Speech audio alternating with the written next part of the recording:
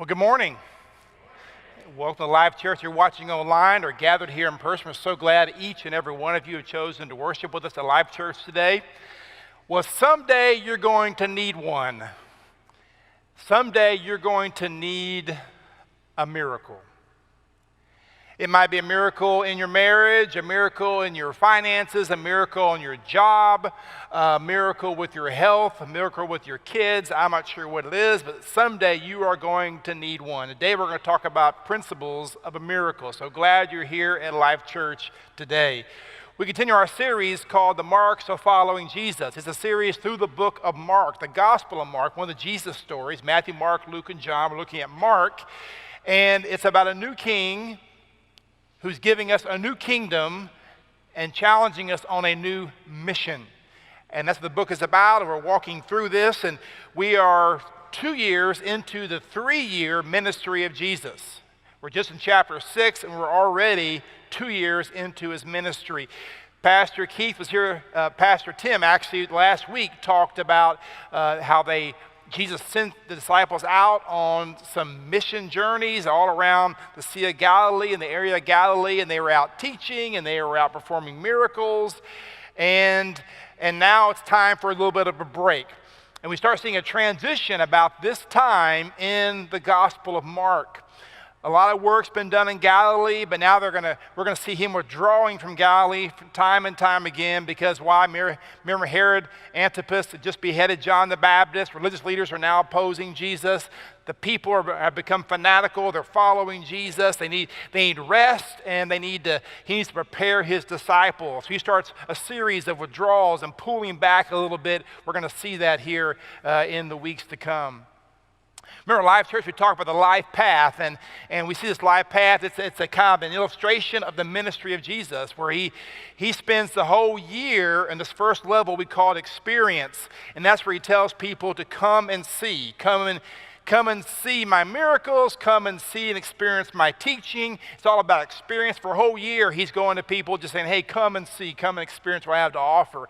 Then about a year into his ministry, he ups the bar and begins talking about connecting. Not just come and see, but come and follow. And connect with me, connect with these other followers. And he raises the bar and people start following him another 6 months or so. And then it's over 18 months now into his ministry. And he goes the next step to not just experience and connect, but now he goes actually to influence. And he pulls some disciples aside and says, come and be with me. Not just come and see or come and follow, but come and be with me. And that's kind of where we are in this season in the ministry of Jesus. He's pulled the 12 apostles aside, and now they are actually spending time with Jesus. He's still talking to the multitudes. We're going to see that today. That's experience. He still has a lot of followers. That's connect, but he's also spending intentional time with discipleship, investing in the 12. And we're going to see that today as well as we continue this. Pastor Tim talked about how he sent these 12 out on this journey, and they were out doing some mission work around the Sea of Galilee, and how they're going to village, and they were preaching and performing miracles. And this actually had never been done before in the ministry of Jesus. This is the first time he actually did not teach himself, did not perform miracles himself, but did it through others. And so he empowered, gave them authority to do that. It's also the first time any rabbi had ever done that, because it was kind of unprecedented. Most rabbis did all the teaching themselves, but Jesus shared the teaching with his followers, his disciples. So he's kind of breaking the mold in many ways. But now they're exhausted after this long few weeks, maybe even a few months of these journeys and going from village to village. They're exhausted. They want to break. So now we're in Mark 6, verse 31. It says, then because so many people were coming and going that they did not even have a chance to eat, he, Jesus, said to them, come with me by yourselves to a quiet place and get some rest. So they went away by themselves in a boat to a solitary place. People are pressing in. He's in high demand. In fact, they're in high demand, and so they can't even take the time to eat because people are pulling on them so much. Jesus says, hey, we'll fix this. Let's get in a boat and let's go to a solitary place where we can actually get a break. Part of Christian service is taking a break. Part of Christian service is learning how to have rhythms of rest. And so you have two extremes when it comes to Christian service. One is burnout, other one is rust out, right? Burnout means I never stop working. Rust out means I never start working, right? And so in this room, I'll be honest, most of you are rusting out. Can I just say it, right? It's been COVID and you haven't done anything in the church for a year, right? And so you're rusting out. And so I'm going to challenge you a little bit today to consider getting into the game. But even as you're serving, you have to take times of rest so you don't burn out. Now, we use this map all the time here as this map you see on the screen.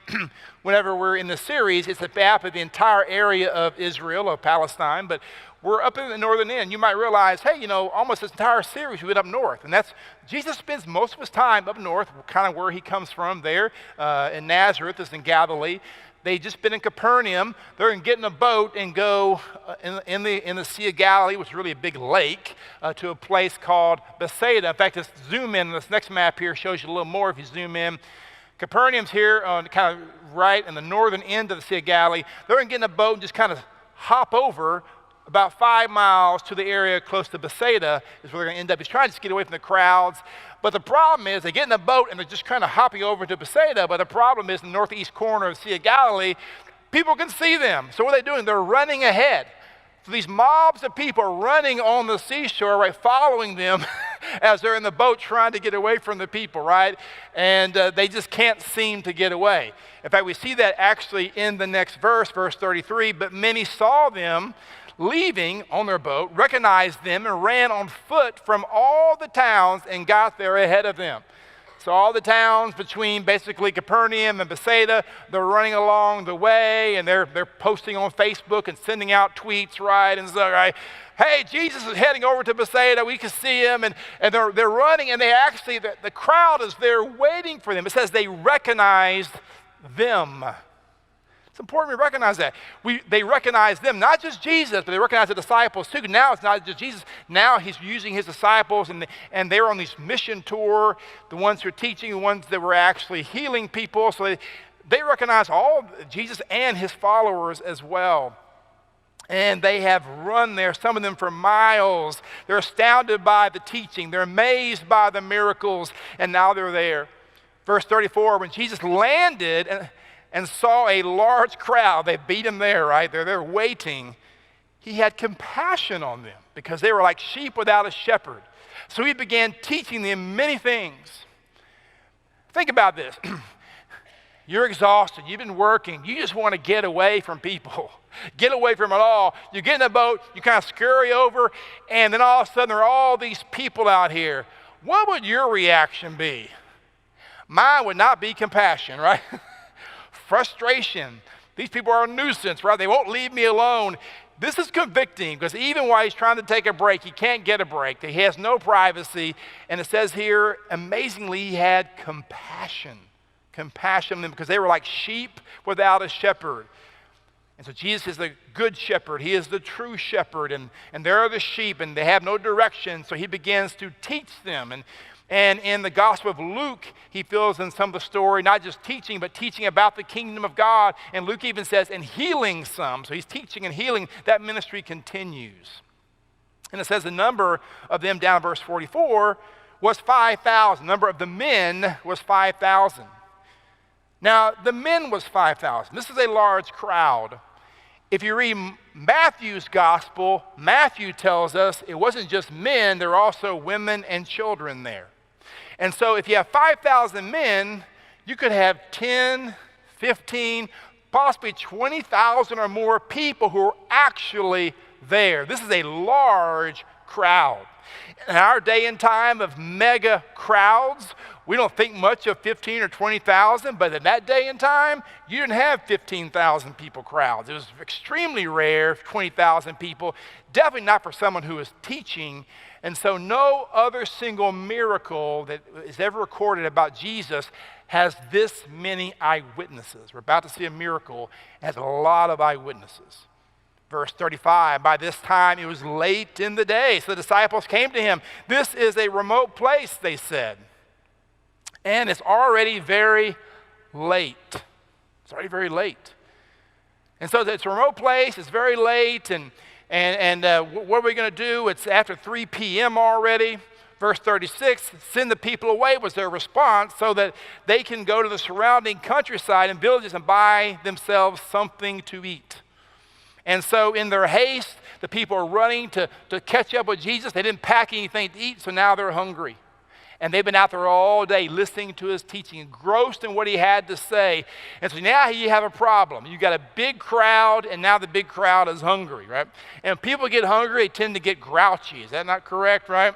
Like some lady told me a few weeks ago in our church, she said, when I get hungry, I get angry. So I tell my husband, I'm hangry, right? I'm just hangry.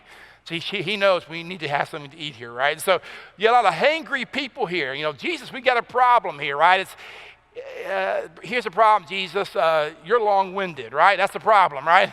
You've been preaching all day, and it's late now, so it's the wrong time. We're in a remote place. It's the wrong place. We have a problem here. What are we going to do? And Jesus, their solution to Jesus was just send the people away. Let them go and get something to eat. And in John's gospel, we see that it is Philip who had this idea. Philip was from Bethsaida, so he understood where all the Taco Bells and Whataburgers were, right? Chick-fil-A's and McDonald's. He knew where they can go to get something to eat. But even that creates a logistical problem because they go get something to eat and they come back and, how do you transport the food? How do you keep it warm? And, all these questions. And does the health department know about this? It's all kinds of logistical concerns here, right? So it's a logistical problem. That's strike one. So just send them away. That was their answer. Verse 37, Jesus says, you give them something to eat. He tells the disciples, no, you guys give them something to eat. Right? It's a command, by the way, and it's emphatic. He says, you yourselves, you guys give him something to eat. So here we see the discipleship of Jesus. He's not just doing things himself. He's trying to include them in the training of the 12 here. And of course, you have Philip there, who's basically calculating all this in his mind. And he says, hey, this will take more than half a year's wages. Are we to go and spend that much on bread and give it to them to eat? So you have logistical challenges. You also have financial challenges. How are we going to do this? In the original Greek, it says 200 denarii. A denarii was a day's laborer's pay. So basically, you're talking about 200 days of pay, over half a year of salary. How can we actually do this? You told us, Jesus, on our mission journey, you told us, don't bring any clothes, don't bring any food. Don't bring any money. We have nothing with us but the shirt on our backs and the staff in our hands. We've got nothing, and so now they have a problem. You want us to give them something to eat. The human calculation to a human crisis wasn't working out, and they were caught up in what their eyes could see, and they just said, Jesus, we just can't do this. And their anxiety goes into overdrive, and now you have a financial problem, a logistical problem, and then you also have an emotional problem. They're just hopeless, right? Strike one, strike two, strike three. They're not sure what they're going to do, and their problem is well beyond their resources. And maybe you've been there. Your problem's been beyond your resources. Well, Jesus Christ is about to perform a miracle. Anybody like Wonder Bread? And my wife only buys wheat bread, so I never get any Wonder Bread. But I like Wonder Bread. It's good, right? Wonder Bread's really good.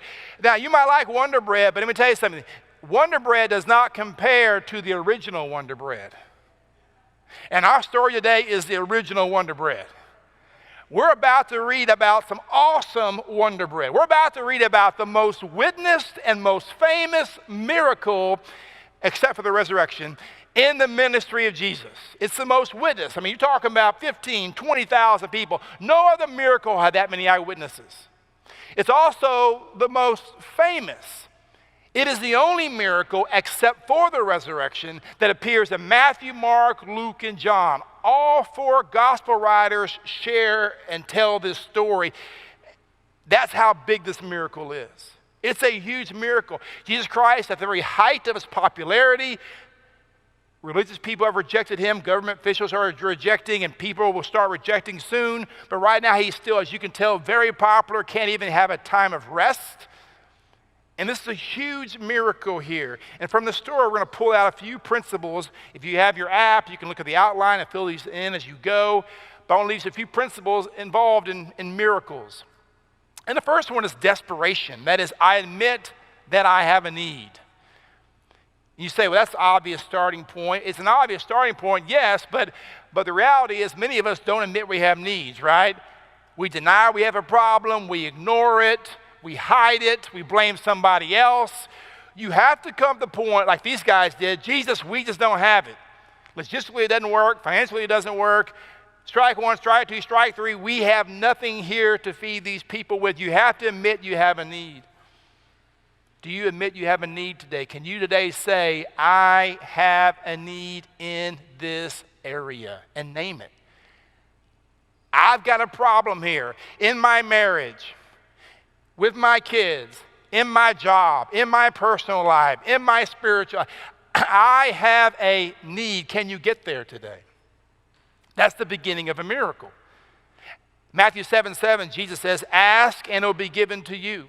Over 20 times, New Testament writers say ask. You ask. We don't get things if we don't ask.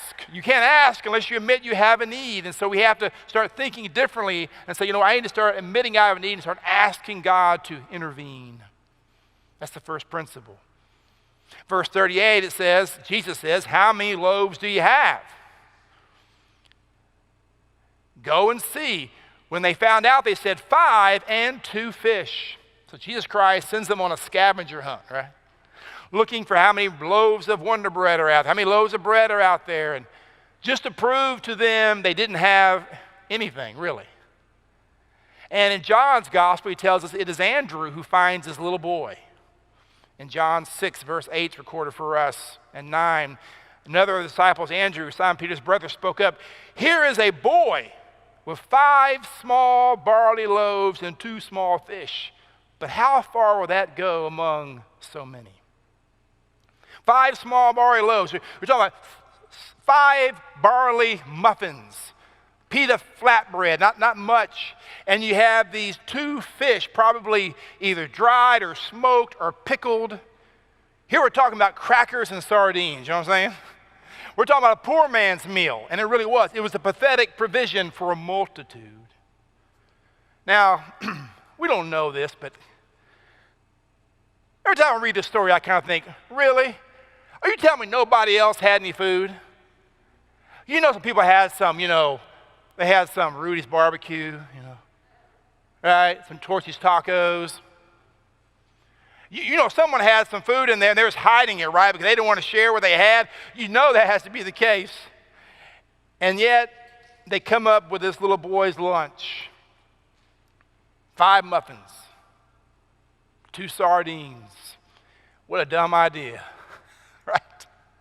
Anyone ever have a dumb idea? You ever notice when you're in a meeting and you're trying to troubleshoot something and you have a dumb idea, how you always qualify you have a dumb idea? Well, we got 20,000 people, and we have no resources. What are we going to do? I can see Andrew now, right? Well, Jesus, this is a dumb idea. But this boy over here, he got 5 muffins and he's got 2 sardines. I know it's a dumb idea, but it's what we have. The power of a dumb idea. I'm glad he spoke up, aren't you? And so here, what's going on here? Why is Jesus asking how many loaves do you have? This is the second principle, and that is evaluation. Consider what I already have. You got to consider what you already have. It's modeled for us brilliantly in this passage here. Have analysis of your resources. God always starts with what you have. Every miracle begins with a recognition of need and a recognition of resources. If I don't recognize what I have, how can I expect God to multiply what I don't recognize? I've got to start with what I actually have. You have to do an evaluation. You take the energy you have, right? The energy you have, not the energy you don't have. You take the time you have, not the time you don't have. You take the money you have, not the money you don't have. The relationships you have, not the relationships you don't have. The talent you had, not the talent you don't have. The mistake many of us make is when we're facing a need, we look at our lack, we look at our loss, right? We focus on what we have lost. The marriage that has ended, or the company that has died, or the job that has been terminated, or the child that is no longer with us that has died, or The bank account that is empty, oftentimes we focus on our loss. If we're not careful, that would be our focus. But if you look at the miracles in the Bible, God does not do miracles based on what we have lost. He does miracles based on what is left. And so God does not use what is lost. He uses what is left. He uses what is left. So I need to have desperation. I need to admit I have a need. I need to have evaluation. I need to consider what I have. But also I need to remember that God does not use what is lost. God uses what is actually left. That's the material of your miracle. That's what God is going to use to work in your life. Don't let your lack of resources blind you to the power of God. And so start with what you have before you ask God for more. What's happening here? You're evaluating what they had. Verse 39, then Jesus directed them to have all the people sit down in groups on the green grass. So they sat down in groups of hundreds and fifties. And so it's Passover season, right? And it's coming up, and so it's springtime, and so the grass is nice and green, and so you can't feed a mob, and so you organize them in groups of hundreds and groups of fifties. And Jesus directs that. He makes them sit down on the grass. The Lord is my shepherd, I shall not want. He makes you lie down in green pastures, right? The good shepherd is lying them down in green pastures into manageable groups. Earlier, they weren't all counted, but now they're counted here. It's interesting, this little boy who offered ironic that he offered his 5 muffins and his 2 fish. This little boy, he wasn't counted, only the men were counted. But God will often use what's not counted. That's a whole other sermon, though. But now they're counting people. They're counting. You're over here and you're over there. And it took some time probably to organize this 10,000, 15,000, 20,000 people into groups of hundreds and fifties. And the preponderance of time it took to actually get everyone situated and organized reminds us that sometimes the miracles in your life take time. They don't happen instantly. In fact, you have to get yourself organized and get yourself structured so you're ready to receive what God is doing. We serve a God of order, and what cannot drive us is our hunger. What cannot drive us is our need. What cannot drive us is our panic. And a lot of times when there's desperation, then there's evaluation. I don't have anything, I have a need, and I don't really have much with me to meet that need. And we go into panic and we act crazy, and yet he's trying to organize them. So here's the third principle. That's the principle of organization. I structure my life to receive. Desperation, I admit that I have a need. Evaluation, I consider what I already have. Organization, I structure my life to receive. And so you begin structuring your life to receive. And it's important to do that because the structure helps you sustain the miracle. The structure helps you hold on to the miracle.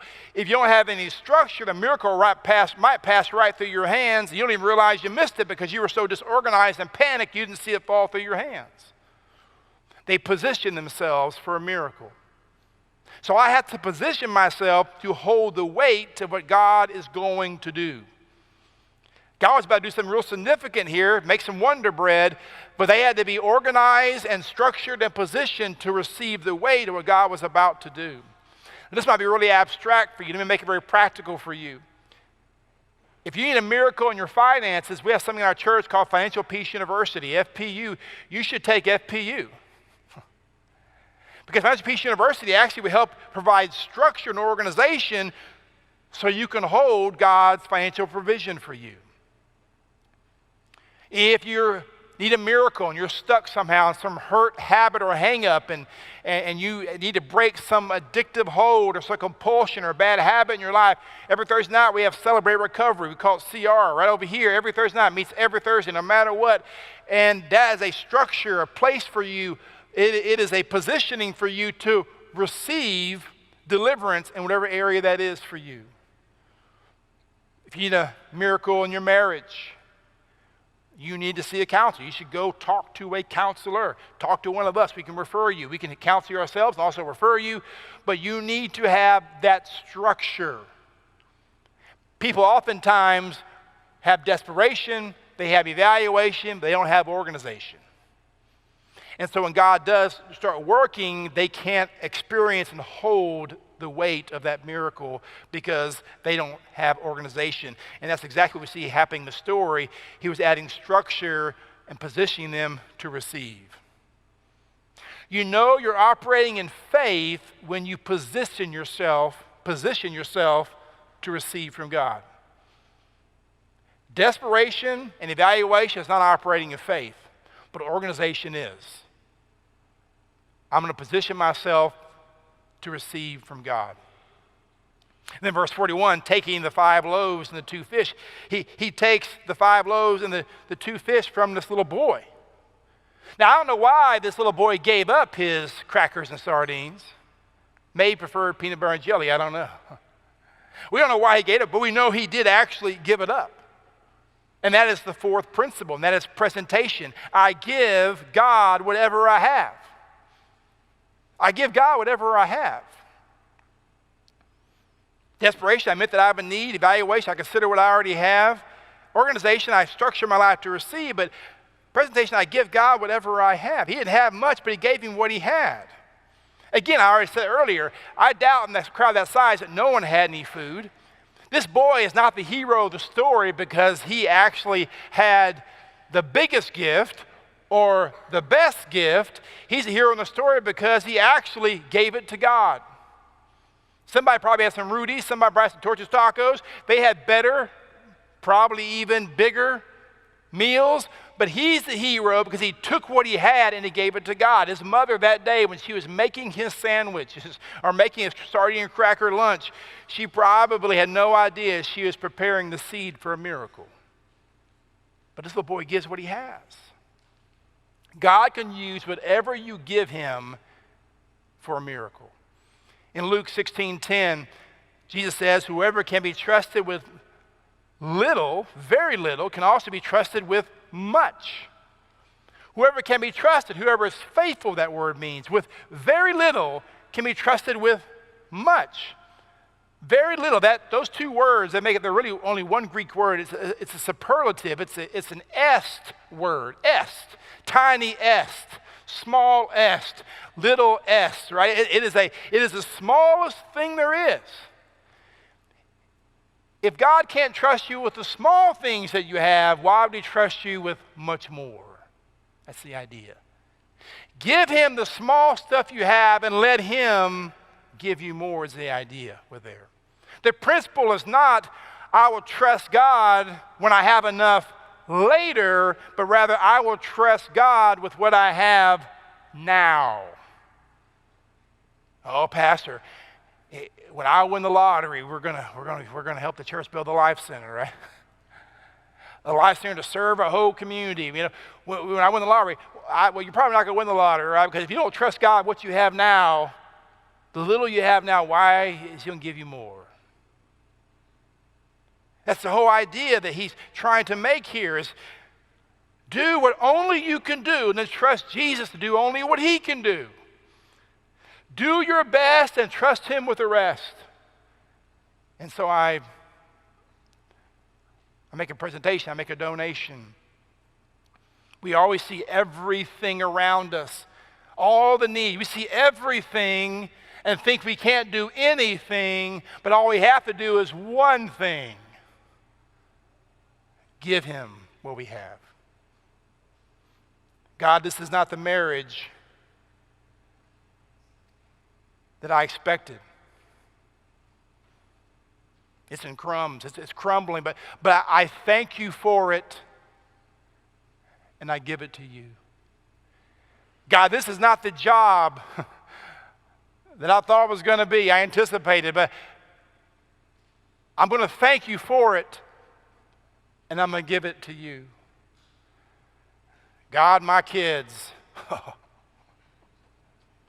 they are not what I thought they were going to be. But I thank you for them. and I gladly give them to you. I'm 30 years old. I'm 40 years old. I'm 50 years old. I'm 60 years old. I thought by this point in my life, things would be different. But I thank you for where I am, and I give it to you. Are you willing to do that? Though it's not much, I give it to you. God will use whatever you give him. What are you holding back because you think it's not enough? Now is not the time to hold back. I'm going to tell you that. It's not the time. Everyone's holding back. Everybody around the globe. COVID has put us all into shock, fright, frozen mode. No one's moving. It is time to move. It is time to step forward. Now I'm going to talk as a pastor, a little bit as a leader of the church. You go to a restaurant and you see these signs, right? Restaurants, you know, the world is short-staffed, right? You try to get furniture, right? We'll deliver it 9 months from now. Wow, we're short-staffed. We got to build it first, right? I mean, everywhere you go, everyone is short-staffed. There are long delays. Everything is short-staffed. The world is on pause. And I'm telling you right now, it is time for the church of Jesus Christ to gather, to serve, to give. And I say it unapologetically because I believe we have the greatest privilege of being part of this kingdom of God, a new king in a new kingdom on a new mission. The job of our church is to do our part to reach the Northwest Austin area. That is our job, to do that. So I unapologetically say you need to attend. Those watching online, it's time to come back. It's time to start coming back. And I'm not beating you up. You know why? All of us are out of habit. We have habits of basically not giving. I don't have much, but here's what I'm saying. What you have, you need to give to him. The church should not be short-staffed. We need to start coming back. We also need to start serving. Right? We every week we tell parents they can't drop their kids off, right? Because we don't have enough volunteers in our kids area. I know. Attendance, we are half the attendance we used to be. We're also even less of the volunteers. Every church is going through. We're not the only ones. But I'm trying to prime the pump and say it's time to say enough's enough. And let's move forward. And I'll be totally honest, most of you are not burning out. Almost all of you are resting out. And so we need 50 volunteers, 100 volunteers would be better, right? Who right now pull out your phones, open up your connection card and say, you know what, I'll serve. I'll serve. Because I don't have a lot of time, but I'll give what I got. I don't have a lot of talents, but I'll give what I got. I don't have a lot of abilities, but I'll give what I got. It's time for the church to have a miracle of expansion and growth. And I'm talking about by reaching people for Jesus Christ, but it starts with people giving their 5 muffins and their 2 fish. Whatever's not enough, that's what you give. No one's moving. I want to see some movement here, right? Pull those phones out. Sign up. It is time for us to move forward. We are a volunteer organization. That's what we do. And as you drop your kids off, remember someone's back there taking care of those kids. Remember when you're growing up in a household? Everybody grew up in a household where everybody had chores. You had that one sibling who never did anything. That's most of y'all. You're rusting out. Take care of my kids. See you later, right? No. Yes. Drop off the kid the next week, you're helping back there. That's what a family does, right? The church should be a family. Yes, we should be a family. Let's all get in the effort. Let's all do what we can do. I don't have much money. Give what you got. This is the first time in a decade that we've ever had financial issues, right? And God's blessed us so well, but it's COVID. I don't get it. I'm not trying to beat anybody up. I'm just trying to be honest. We all have habits of not attending, habits of not serving, habits of not giving, and I'm trying to say, let's correct that and let's give what we can. Is that fair? You online too, because you're part of this family as well. And let's say, you know what, the church should not be a place that's short-staffed. We should not be that place. This boy did not give what he did not have. He gave what he had. And that's what God expects. Does not expect you to give what you don't have. He does expect you to give what you do have. And he can use that. A little with God is greater than a lot without God.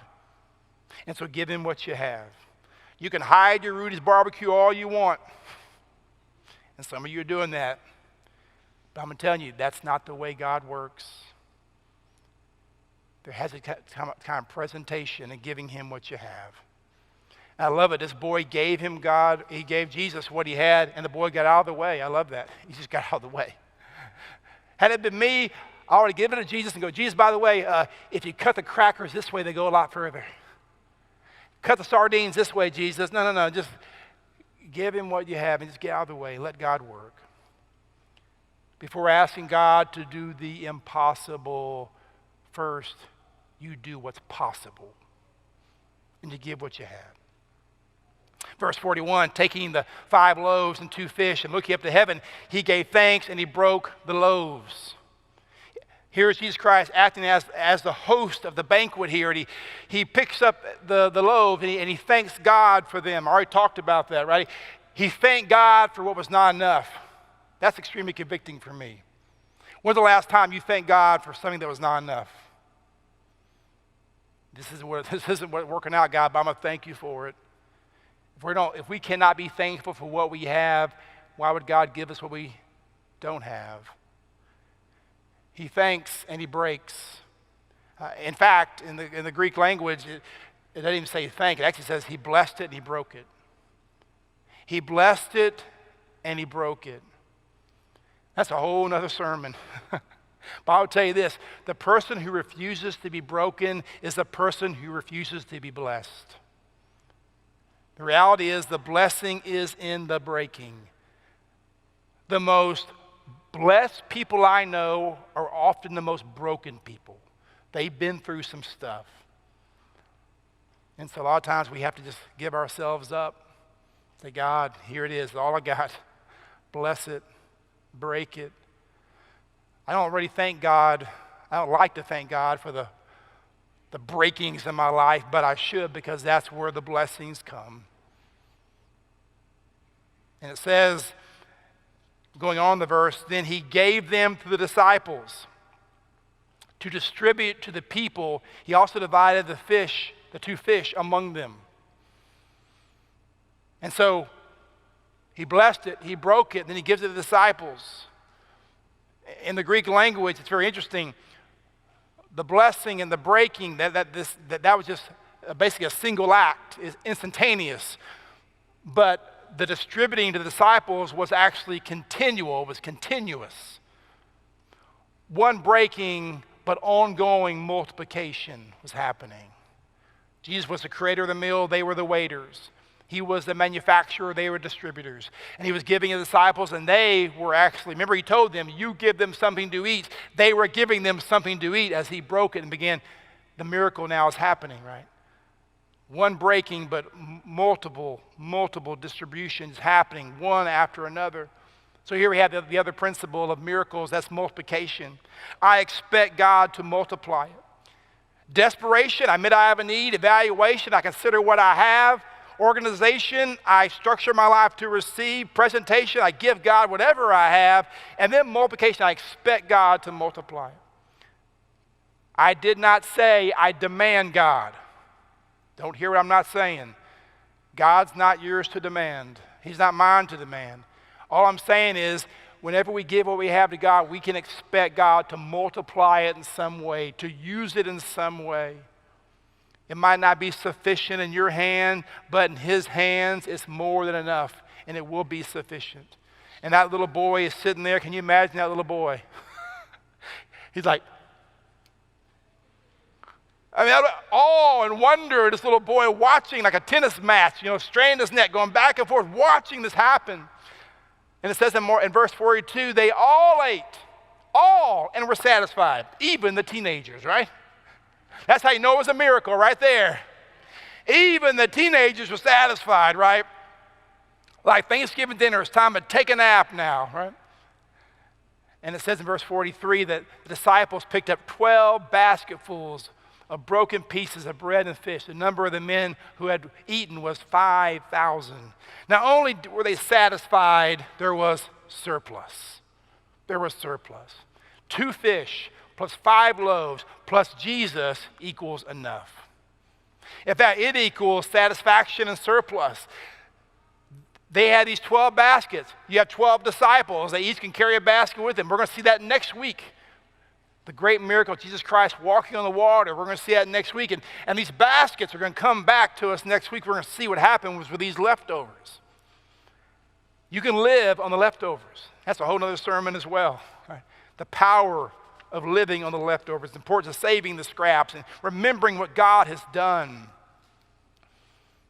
What an incredible miracle. And this really happened. I mean, I know there are a lot of mushrooms on the hillside, but they were not hallucinating. You can't have 15 or 20,000 people all seeing that. In fact, in John's gospel, it says they saw it as a sign. They wanted to make Jesus king. They tried to king him in that moment. They tried to take him to be their political Messiah. Now, he was a new king with a new kingdom on a new mission, but he wasn't ready to be crowned yet with those thorns. He said, no, now is not the time for that.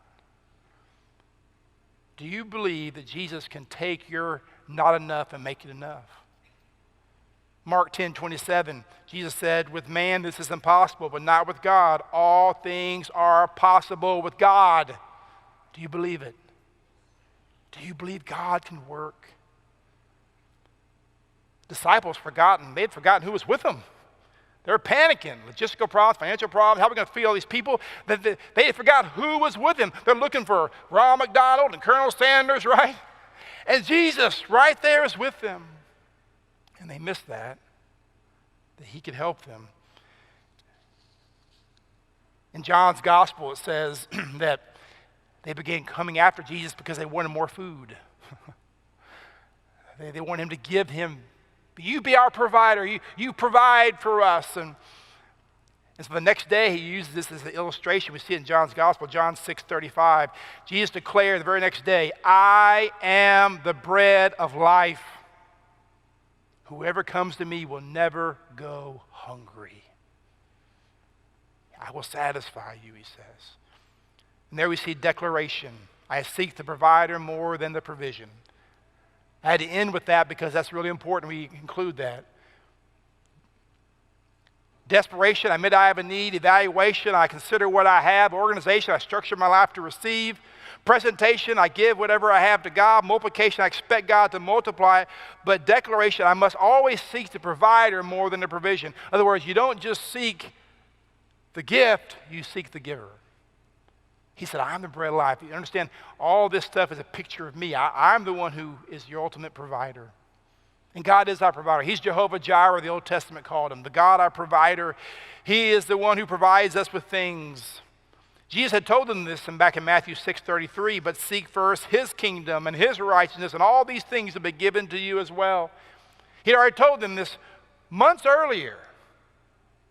If you seek me as your provider, my kingdom, new king, new kingdom, new mission, you put that front and center. He says, I will take care of everything else. God provides for those who seek him first. If you don't leave with that nugget of truth, you're going to miss it. He doesn't give gifts to everyone the same way. He provides those who seek him first. When we seek his kingdom and his righteousness, we see him as our provider. Whenever I don't see God first, I begin trying to provide for myself. Whenever I put God first, I go, you're my provider. You will provide for me. That's how he designed it. So I'll leave you with 2 questions. Here's the first one. What do I not have enough of in my life? What do I not have enough of in my life? Marriage, kids, your health. What do you not have enough of in your life? I encourage whatever that is for you to give that to God. That's the material of a miracle. Whatever you have left, that's your miracle material. Give that to him. And remember that what he told the disciples in Mark 6:37. He says, give them something to eat. Remember he said that? Give them something to eat. Don't forget, this miracle is very important. Jesus does not feed the people. The disciples do. You can't miss that, or you miss a lot of this miracle.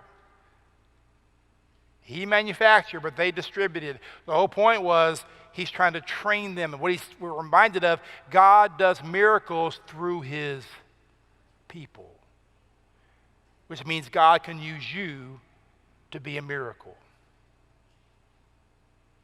In fact, in John 6:6, it says that he asked this only to test them, right?